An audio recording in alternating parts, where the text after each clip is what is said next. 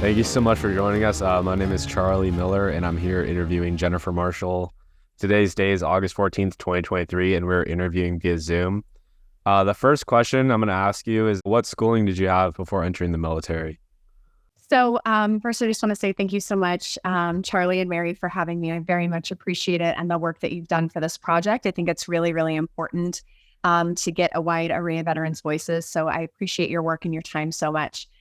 So I joined the Navy my junior year of high school as soon as I could. And then I left for boot camp 6 weeks after graduation. So I was 17 and I had my 18th birthday in boot camp.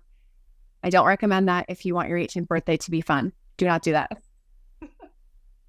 And did you have any jobs prior entering the military?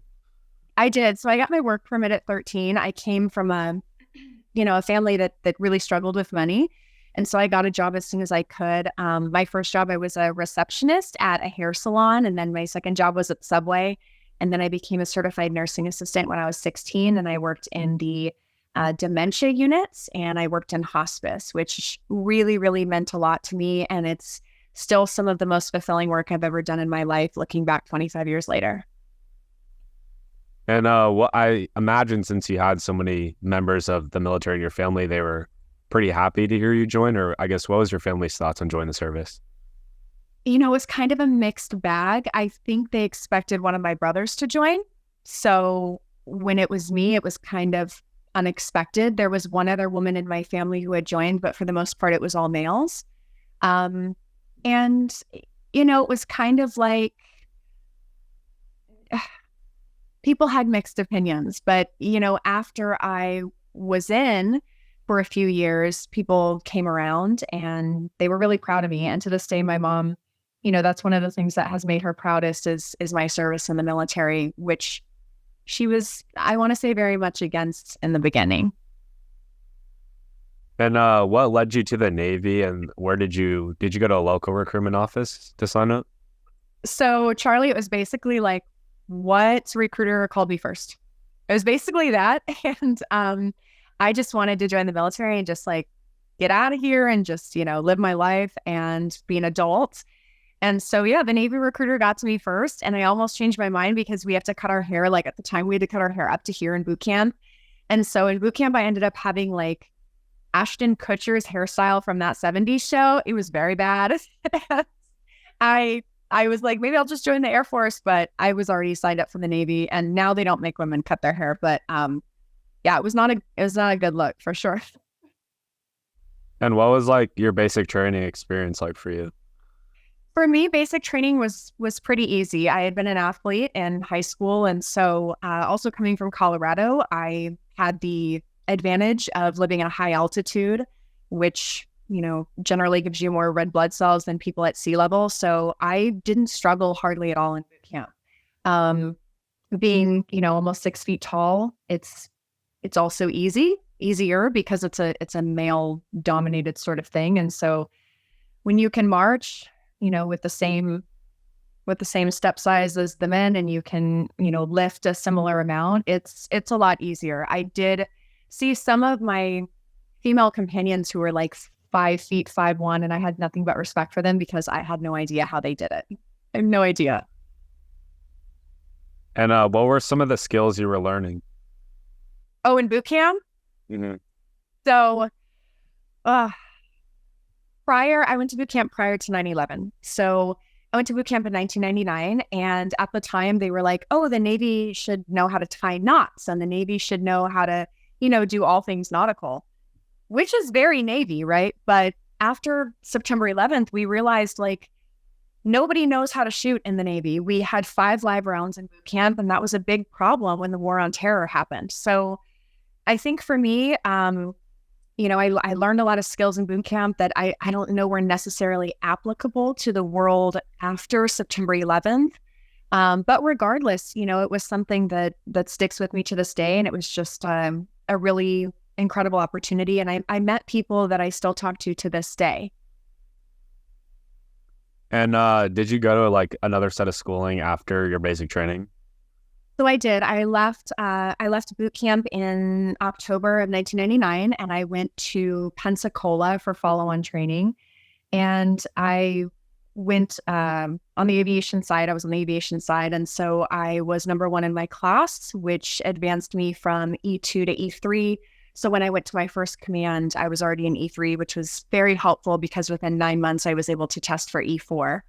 And so it was it was fun. I mean, I was in Pensacola with some of my friends from boot camp, and after being in boot camp for 10 weeks, you just want to let loose and you want to hang out and do crazy things. And we let loose, hung out, and did some crazy things. Let me tell you. Do you want to tell us about it, or? I won't tell you what I did. I'll tell you one of my shipmates went and she got her tongue pierced, which is at the time was extremely scandalous. And how do you hide that? Like, you go back to school and you're talking and it's clicking against your teeth. And so yeah, that was big drama. We were young and crazy, and we were 18, 19 years old, and legally you couldn't drink, but on base they kind of looked the other way. So it was the craziest of crazy times, and it was really fun. I look back and have nothing but fond memories. Sailors do what sailors do. And when you're in secondary school, like, how did your training differ from basic training? Like, what, I guess, area of the Navy were you specializing to be in? So when you're in boot camp, you're kind of learning all things about the Navy. You're learning how the rank structure works. You're learning how to march. You're learning how to take care of your clothes, how to wear your uniform. And then when you go to follow-on training, you go to get schooling in your job. So it's, whatever you want to do. I was on the aviation side. And so they, if you've ever watched Top Gun, all the people on the top of the plane who are doing this, basically we learned all of that stuff. And I got to learn some of the support equipment that powers the aircraft. And I just basically learned a ton of things, all aviation. And then I went to my first command and, learned even more stuff. The Navy was interesting in that I was constantly learning, even stuff I didn't necessarily want to. I just always was. And what was your first assignment, or was it a deployment after your training? So my first assignment was on Naval Outlying Field San Nicolas Island. So it's this really tiny command that no one had heard of. I was trying to figure out how to get there and nobody knew. And this was kind of not pre-internet, but the internet was not like it is today, where you could just go on and find a million things about something. And it's a small island in the Channel Islands off the coast of California. There's only 40 military there. So it was really, really, really small. And it was one of the most unique experiences I ever had. I mean, it's basically a private island. And there were a bunch of us who would just go snorkeling and diving and kayaking. And we had our own private beaches. And of course, we would work too. But, in our time off, there wasn't Netflix. We weren't, binging Netflix. We were out having cookouts, working out, having basketball tournaments. And it was just a really great command to be at. And I have nothing but fond memories. And is that location strategic to the military, or can you tell us a little bit about the background since it sounds so unique? So that, to my knowledge, is still a missile test site.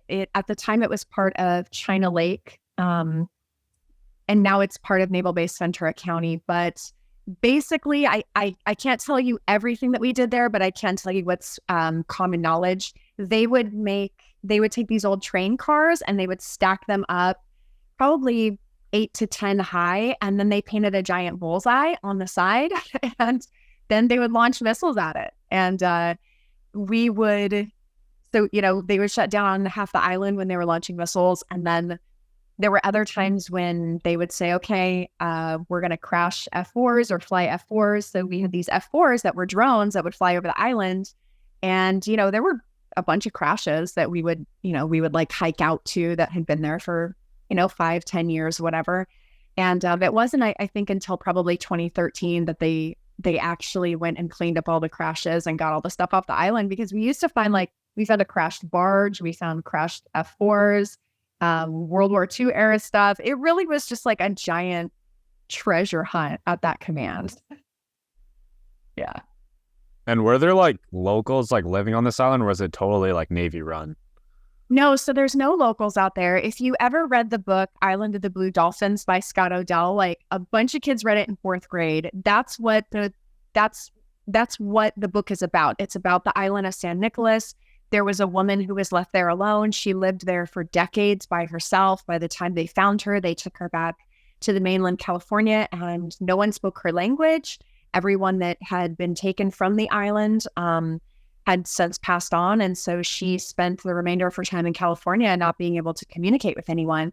And she left these like, I guess you'd call them pictographs or petroglyphs on the insides of the caves that are still there to this day. But the Navy had taken over that island. And yeah, there were basically a bunch of commands cycled through there. The only people who lived out there were people who worked on the range, and then people who worked in, support areas, Raytheon, stuff like that. But yeah, there wasn't any locals. And so it was really just like a 1 in a million chance of being stationed there. And I've never heard of another command like that. And what were like your responsibilities on the island? So when I first got there, I worked on the Termax. So I worked with aircraft. We brought aircraft in.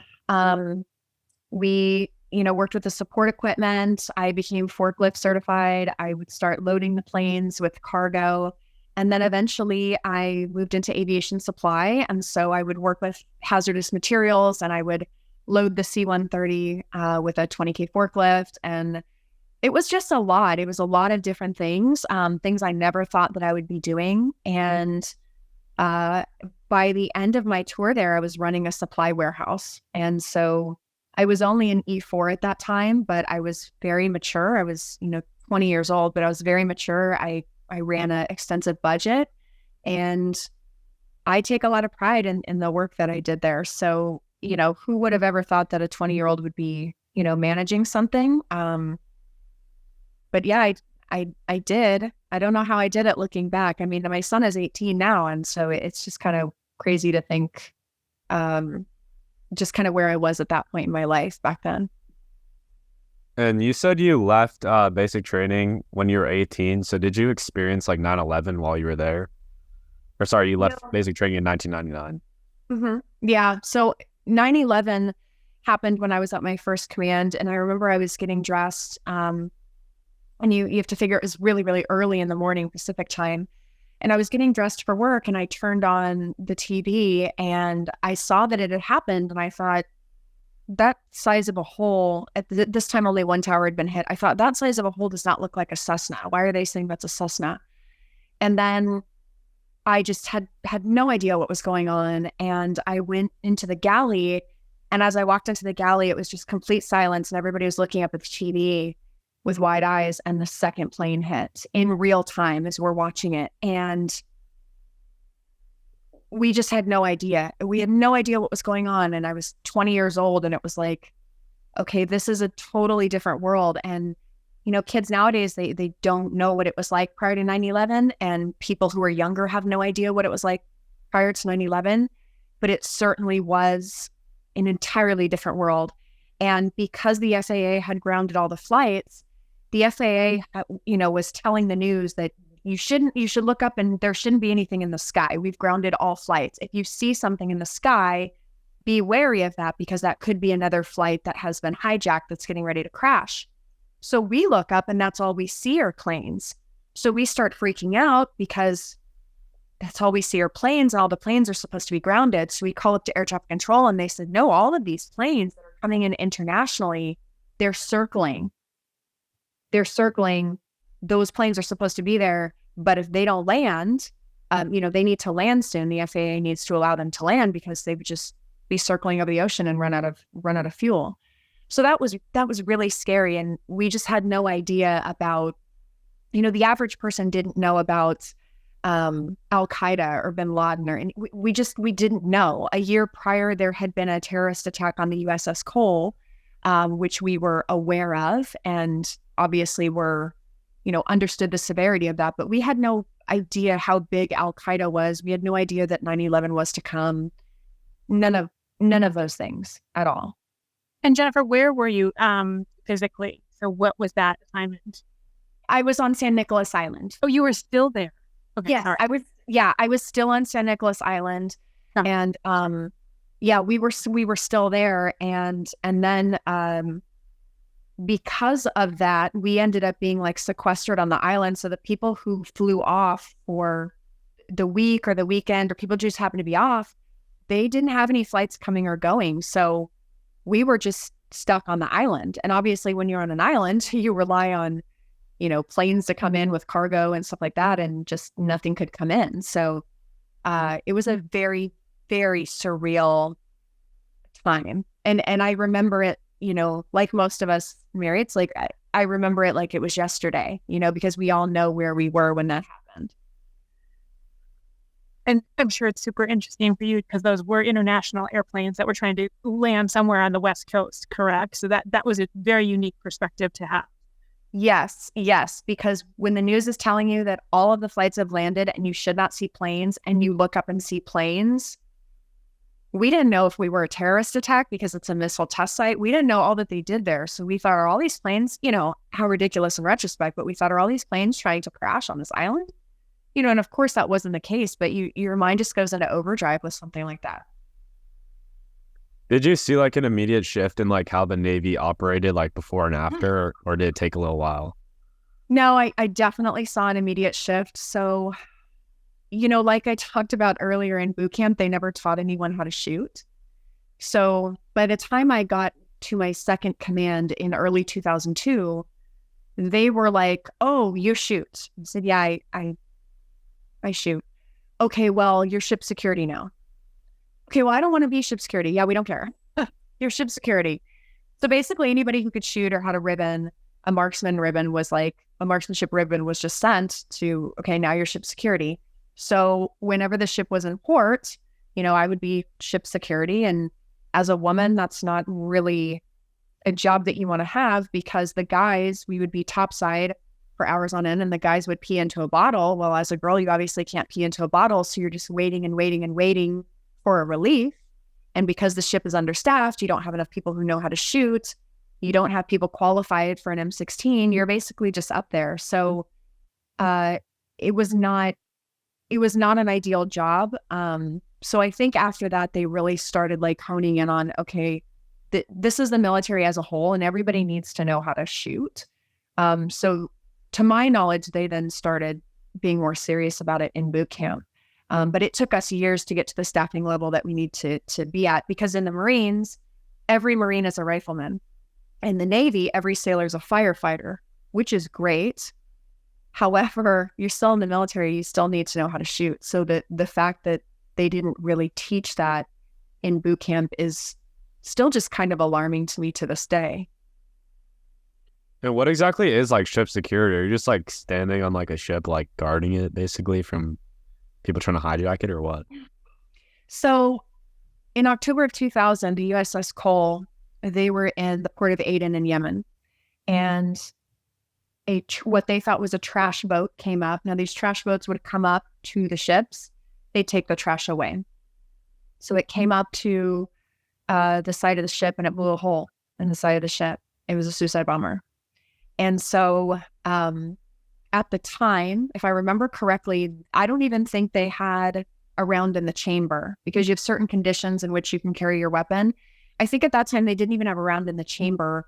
And it was just like any other day. It was like this trash boat's coming up. That was a thing that happened that they did.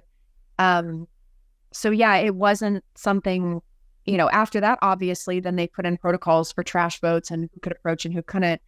But when we would stand watch, it was basically like we had an M16, we were on the flight deck, we made rounds on the flight deck. And because there weren't a lot of people qualified, we would stand double watches. So we were up there for 8 hours at a time, just doing rounds, making sure nobody approached the ship. When we would pull in, same sort of thing, which is depending on where you're pulling in.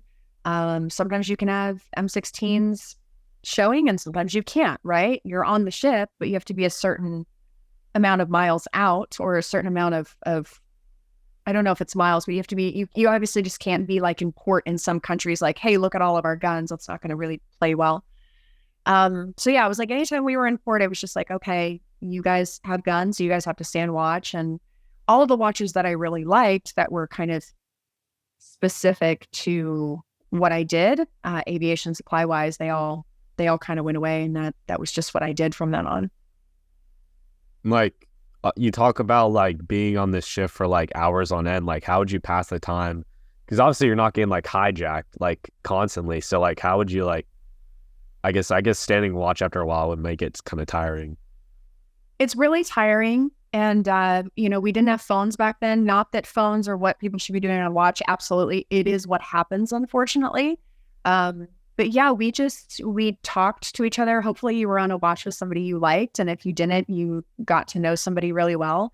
And I made some of the best friends I ever had on that ship because you're just there for hours. You're just talking about life and you're talking about, why did you join the Navy? And I always remember there were like these two guys on my ship, and one of the guys was like he was like a guy from the Bronx, and he was like this like tough like black guy from the Bronx, and he was like real like edgy like a hard exterior, like nobody's gonna get to me. And I remember there was another guy on the ship who was like this corn-fed giant football player guy from Nebraska. And these people would never talk in real life, right? Because they're just from totally different places in life. And I remember watching them become friends over time. And I was like, this is the military. You would very infrequently have that outside of the military. And these guys were like the best of buds.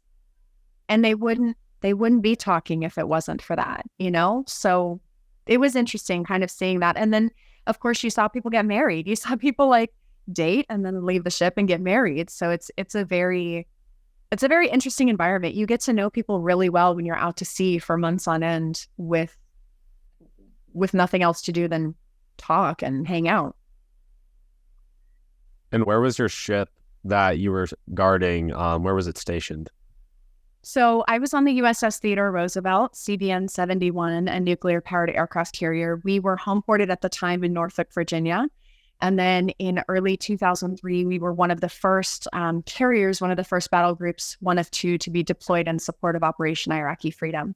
So we deployed on January 3rd, if I remember correctly, January 3rd, 2003, in support of OIF. And how long were you stationed there? I was stationed on the Roosevelt probably about almost 2.5 years. I ended up leaving the military probably about a year after I got back from deployment. I left the military. And so did you ever get like a chance like overseas to get off the ship, or was it too dangerous? No, we got off. We, being a wartime deployment, you don't have a lot of port visits. I had friends who prior to 9/11 had a ton of port visits. After 9/11 had a ton of port visits. We only had 3, but we went to Greece, and we went to Italy, and we went to Spain. But we actually pulled into Slovenia, and then there was a trip that went to Italy, so I took that trip. And then we actually pulled into Crete. It wasn't Greece, it was Crete, one of the islands. And when you are young and you're out to sea, and you're out to sea for months at a time, those port visits are invaluable. Let's just put it that way, completely invaluable. Were you ever like, would you like go in uniform off the ships, or were you in? No, I guess that was a thing. Previous generations, like there's photos I see of people in like the Philippines, and they're like in their uniform. We didn't do that. And I don't know if it was because it was post 9/11, but we did not leave the ship in our uniform. We left in civilian clothes. We were pretty much told, mind your P's and Q's, don't be loud, don't wear sneakers because that identifies you as an American. Keep to yourself and stay in groups of 2, at least groups of 2. So it wasn't anything like some of these old Liberty photos I see. That's just like a different world to me. I don't know how that worked, but it looks fun. What was your favorite of the 3 countries? Oh gosh. I really liked Crete, and it made me want to go back to Greece, which I later did as when I was a civilian. I went back in college for one of my classes, and I just loved it. I loved the food. I loved the people. I really, really enjoyed it. Spain was nice too because I had pretty good conversational Spanish, so it was easy to get around before apps and stuff. But yeah, it was it was fun, and all of these things kind of made me want to travel. And since then, I've been to about 30 countries, so it gave me the travel bug. Do you want to talk about like your exit from the military, what your final rank was, and then kind of, I guess, the decision making around that? So when I was in the military, my best friend and I had a plan. And the plan was to be in the Navy, not just 20, but 30 years. And I was going to be the Chief of Naval Operations, which is the highest officer rank. And she was going to be my Master Chief Petty Officer of the Navy, which is the highest enlisted rank. I thought, maybe I didn't think I'd be the CNO, but I definitely thought I'd make it 30 years. I loved the Navy. And when I was deployed, they made us get the anthrax vaccinations. So the first vaccination, I didn't really put it together. I got sick, but I thought maybe I had the flu. Then the second vaccination, I thought maybe mono was going around the ship. You don't necessarily have to be kissy face with anybody to get mono. It can spread in these really tightly compacted areas. And then after the third shot, I found myself getting progressively sicker. And I was a long distance runner. I was an athlete. I was a basketball player. So for me to go from that to not being able to get out of bed, my whole body hurt. I just couldn't put two and two together. So after a while, I started to think maybe it's the shot, but other people didn't seem to have a problem with it. So I didn't understand what was going on. So we had to get 6 shots. So by the time I got my fifth, I knew definitively it had to be that. It had to be that. And I tried to tell myself, it's this, it's this, it's this. It had to be that. So when it was time to get my 6th shot, I asked to speak to the senior medical officer. And I said, I can't get this. And he said, it's required by the DOD. I said, I can't, I feel like this is poisoning me. And he said, why do you think that? And I said, please just look at my medical record. Please, I don't get sick. I don't go to sick call. And basically my record was like that before I started getting the vaccinations. And then it was like that. I was in medical all the time. And it got to the point it was so bad where I couldn't drive by the time I got out of the military because I would fall asleep at the wheel. It didn't matter how rested I was. I would get out of bed and everything would hurt like flu aches. So I ended up getting out of the military when my time was up. I wasn't med boarded or anything, but I got out, and that was a really difficult time in my life because I felt like everything I had hoped for and everything I had planned had all imploded. And I didn't know how to deal with that. And I wasn't the same person. And I spent the next 2 years of my life, there's a photo that my husband took, and it's of me and my cat laying on the bed. And it sums up about 2 years of my life. Just not able to work. I probably work 4 hours a day. I take a couple classes here and there, but I just couldn't function. And as much as I love my cat, who has since passed on, no 22-year-old, 23-year-old should have to be in a bed 18 hours a day. So it was really difficult. And when I went to the VA and I said, I think this caused this, they said, no, it didn't cause that. And I said, well, how did I go from being a perfectly healthy person to this? Oh, we don't know, but it wasn't that. So fast forward about 16 years and I'm in this Facebook group. It's an anthrax group, anthrax support. It's just people kind of it's not even only military. It's also people who got it because they work with sheep. So it's just a bunch of people who have had reactions and they're talking to each other. And somebody said, yeah, I was in the Army. I got what's considered like a bad batch of anthrax. And I said, well, how did you find that out? And they sent me the screenshots that they had. And the only ship listed on those screenshots for having, for lack of a better term, a bad batch of anthrax was my ship. So I went back and I checked, and it did not show that I had the lot numbers of this batch, but it was my ship. And so I can't help but think, It didn't say I had the lot numbers, but how else would I explain it? It was the only ship. And at the time, there were 320 something ships in the military, in the Navy. So I struggled with that for a long time. And I was very angry at the military for a long time because I went from being perfectly healthy to being what I viewed as an invalid in comparison. So time passed, took me many years. I eventually got better. And they tried to say it was fibromyalgia and a bunch of other things, but fibromyalgia generally doesn't get better to that extent. So I have to believe it was a vaccine reaction. I have to believe that because I've looked into every other scenario. And, you know, I do Spartan races now. I do mud runs. I'm a runner. It had to be that. I don't know what else it possibly could have been. Wow, it's an incredible story. And so lucky that you were able to have that Facebook group to kind of plant the seed. And it sounds like you may not still have all the answers you want, but that is validation in my mind. Yeah, absolutely. When I saw those screenshots, because I never even told this person what ship I was on. So when I saw those screenshots, it felt like somebody kicked me in the stomach. Like, this is proof that the doctors who said, you know, it's not that, I felt so validated that I had something that said, well, look what I have. One ship out of 320 ships. What are the odds of that? And so how did you like transition, I guess, from the military life into private investigation? So, boy, that was a long one. That was a long journey.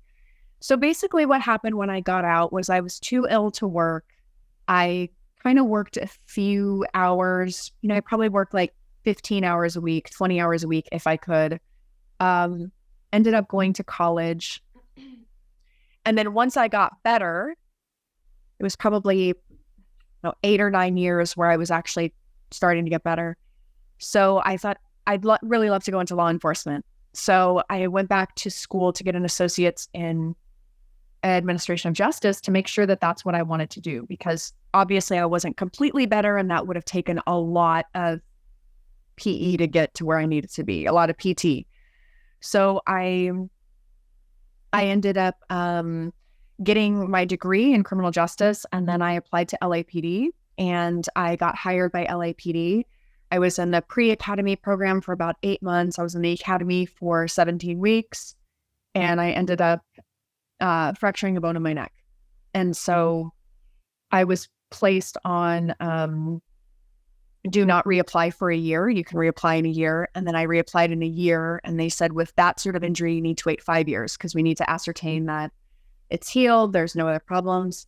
But after that year, after they told me, you know, you're not eligible to apply because of the severity of your injury, I said, well, I wanted to be a detective. I wanted to work in sex crimes. What can I do on the civilian side? And I was like, private investigator. I wonder if I could do this. So I found a school.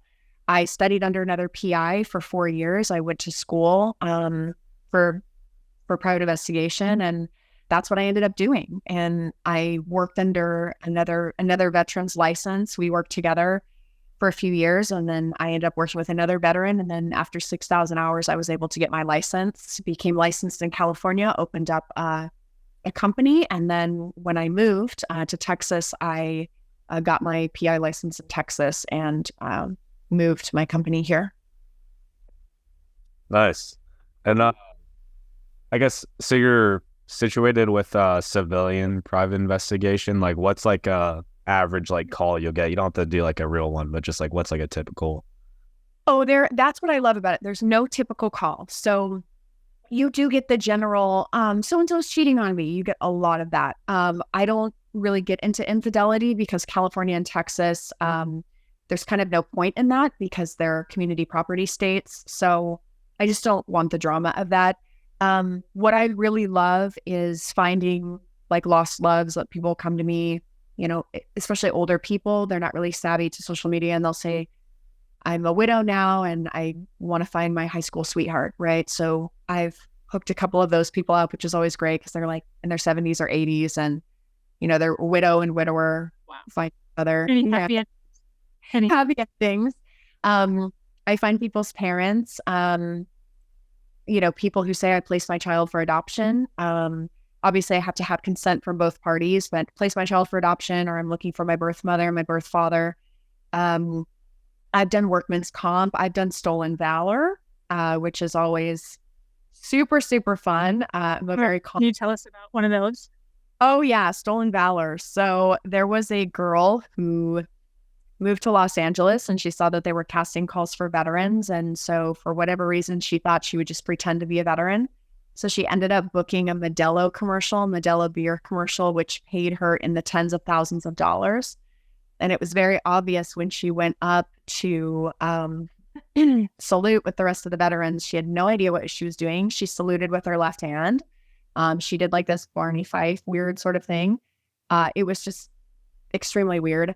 She went on to book a Verizon commercial. She went on to book an Ulta Beauty commercial, all by saying that she was an Air Force veteran.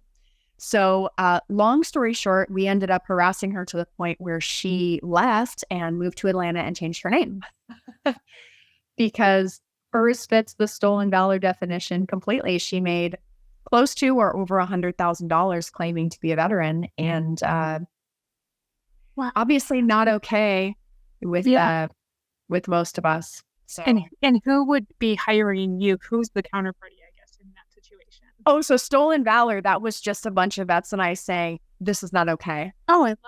That's awesome. Yeah, nobody hired me for that one. I have been hired for certain cases of stolen valor, mainly fraud, but no, that one was just like, we were all super PO'd and we're like, okay, now it's on like Donkey Kong.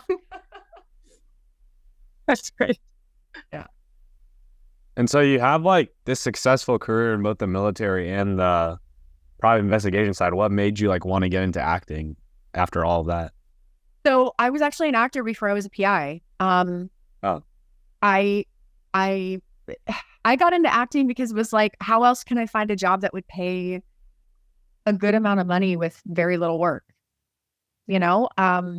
I wasn't doing well. I was sick. And I remember a friend of mine, he was on a commercial and I was like, well, how much money did you make doing that? Because obviously I wasn't making a lot of money working 15 hours a week.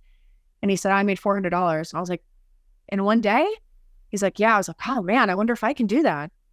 So, I had no idea like acting was so difficult to get into. I had no idea that, yeah, you make $400 a day. You make more than that now, but like you make $400 a day, but sometimes you'll work a couple times a month, if at all. I mean, I work regularly and I work a couple times a month. So there are some actors, they book like one thing a year. So how on earth would, they make ends meet? So I just said, okay, how do I do this? And he said, take classes at this place. And so I started taking classes and I booked my first job 2 weeks in. So acting has always come very easy to me because when other people wanted to go to the VA and talk about their problems and talk about, what they have experienced and how they feel the VA kind of screwed them over, or the military screwed them over, or they, have these health issues, I didn't want to go sit in those group chats because I didn't want, there's a ton of combat vets, in my generation. And I didn't want to go and say, these are some of the things that I'm facing because I feel like they had to face so much more. So I just chose not to go to those group meetings. And I just chose to work out my pain and my sadness and the issues that I had leaving the military, my inability to transition. I just used that as fuel for acting. And, at the VA, I feel like I probably would have been mocked. But in auditions and on set, it was like, oh, wow, you're so vulnerable. You're so in touch with your emotion. It was celebrated. And so I was like, should I go somewhere where it's mocked or it's celebrated? And you've done me a world of wonder in Hollywood. But I will say, like most therapists will tell you, do not do that. You do not work out your trauma on camera. Don't do that. Highly not suggest. Mom, do you have any other questions? Yeah, I think it sounds like your house is going to go through an important milestone, sending off. Sounds like your son into service. So would love to just hear how the reactions are now that you're kind of on the other side, and anything just around that, because I think that's really interesting. My son joining, how could I tell him not to? because I did. But it's something I struggle with a lot. He has decided to join. He's going to wait a little bit longer because I don't want to take the chance of him dying in Ukraine. I lost too many friends in Afghanistan and Iraq, both on deployment and then when they came home. And thankfully, my son is very, he listens. And he said, Mom, you've never steered me wrong. He said, I want to do this so much, but I will wait to see until we know what's happening in Ukraine. So he's literally checking the news every single day, and he wants to join, and he will join. But for right now, he's thankfully just listening to his mom and understanding that his parents have his best interest. So if it's something where, I feel it's necessary that we get involved overseas, that's different. But this, I just feel is, we've been at war so long, we just don't need to lose anybody else right now. Yeah, couldn't agree more. Yeah. I think the only thing we'd love to just maybe turn back to you, is there any favorite stories or anything that we should have asked that we didn't ask? I feel like we've got a great interview here, but just sometimes there's things that people, have on the tip of their tongue.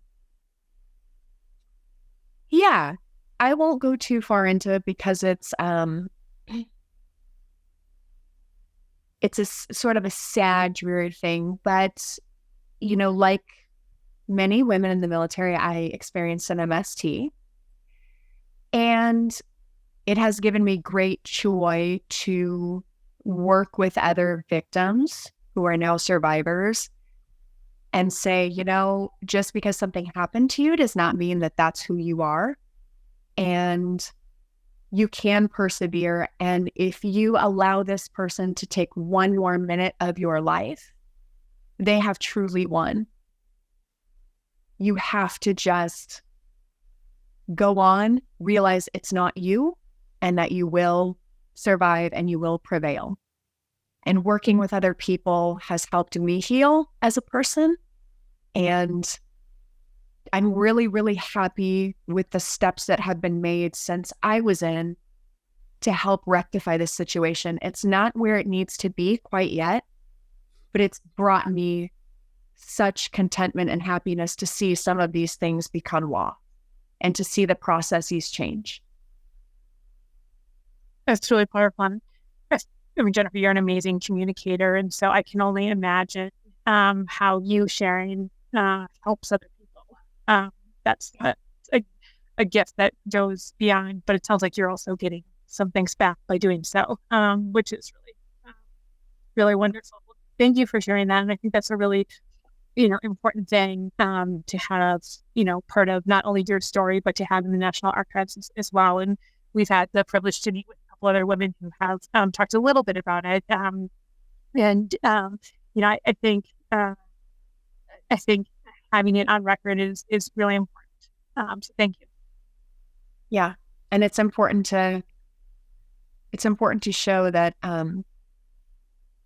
people do go on and people do move on. And I hope that can give hope to somebody who maybe doesn't understand that that's a possibility right now.